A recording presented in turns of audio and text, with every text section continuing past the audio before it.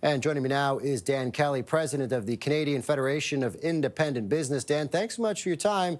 How do you see the state of negotiations as we've been now blown past the August 1st deadline and the impact it's having on so many small businesses you represent? Look, the worst case scenario didn't happen, but the second worst case did, and that is ongoing uncertainty over trade.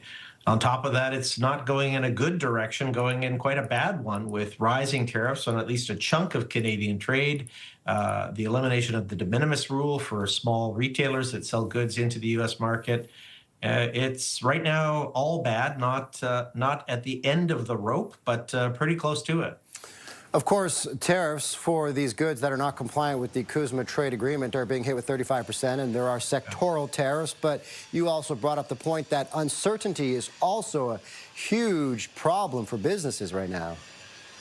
It is. Look, yeah, you're quite right. There are a number of exporters, including small guys, that are going to struggle to meet that CUSMA exemption threshold. It's not for the faint of heart. It's quite an undertaking to become CUSMA compliant. If you have hundreds or thousands of goods with different countries of origins, it's a big mess.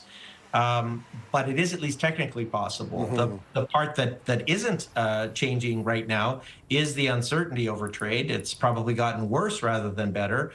And that is what's choking the Canadian business community. I talked to a small business owner this week who said that he has been holding on to his staff, even though demand has dropped for his products, hoping that the trade deal would be reached and that he could move on to a brighter day. But he said he has run out of bandwidth, can no longer pay his staff if the trade deal isn't signed. And as a result, he's going to have to begin layoffs right away. Your organization, CFIB, is calling on Ottawa to release funds that have been collected from Canada's retaliatory tariffs. What else would you like to see from Ottawa? Look, I'm not going to be able to criticize Mark Carney for not getting a deal at this point with Donald Trump. I'm not sure the Pope himself would have enough patience to try to get a deal landed in the time frame allowed. But what I am going to be critical of is if the government doesn't start to release some of the tariff revenues that's already collected to support small businesses.